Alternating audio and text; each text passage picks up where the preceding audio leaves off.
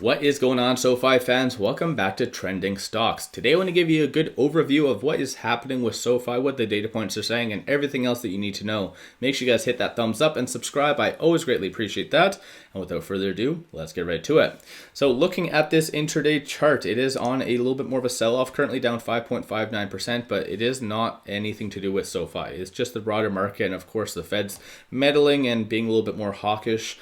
And when it comes to it, since I am on Ortex, I'll give you a quick update on shorts, not because of it going to have a squeeze, but this can be seen as a fairly good benchmark. So the fact that shorts are returning roughly about 450,000 shares despite it going down and very much red can be seen as positive. So my own interpretation, of course, I'm not a financial advisor.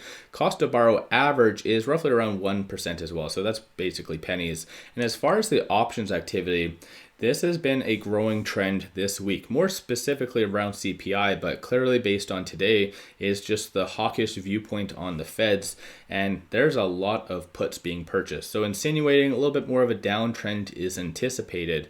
And of course, you can tell based on the most active chains, it is looking as though it might hit the 6 to 650 range by next week, maybe, of course. And when it comes down to what is happening on the dark pool and secondary market, these are all the transactions from the dark pool, as you can see, and basically it's Friday, so a little bit lower volume, and you can also tell that based on here. But on Thursday, though, there was some pretty much abnormal activity, some pretty good stuff as well. So 3.49 million, 2.2, 1.75, and that seems to be basically it for yesterday. But today is very small in the grand scheme of things. And as far as what is happening on the secondary market, which of course is the exchange that retail investors do trade on, there was only one big transaction so far, $1.13 million. So in general, I think it's just Friday, Feds, nobody really wants to invest or even get involved in investing right now. But a couple of things I do want to share with you based on the Morningstar report for SoFi that recently came out. It does have the fair market value for SoFi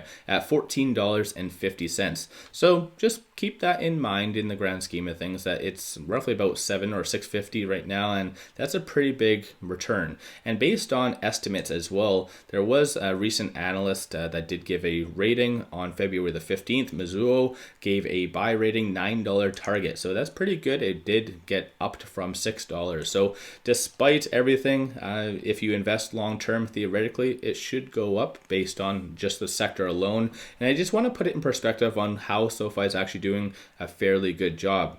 And you can tell that based on this. So Bank of America plans job cuts in its investment bank as Wall Street retrenches. And I think this is a very common thing that most likely will be happening to a lot of the banks as it's trying to mitigate risk and things like that. But this is the typical brick and mortar kind of scenario. SoFi has not laid off any staff, and nor will they, because of the whole fintech that you need a fraction of what Bank of America needs to function. So I think this is in general one good attribute of SoFi, why it's going to continue to flourish. My own interpretation, of course. And when it comes down to the technicals, I'll give you a quick summary on that. So I do have the 50, 100, 200 moving averages, Bollinger Bands, RSI, stochastic, and momentum. So right now, stochastic is currently at 44, still kind of neutral, but you do see a little bit more of a bear sentiment starting to form. And momentum, you can tell a number of retail investors are basically just getting out. They're kind of done with it today, with it being Friday. But on the actual chart, today is actually a interesting day because it is breaking below into the lower percentile of the Bollinger Band. So most likely it might trade between that and 588.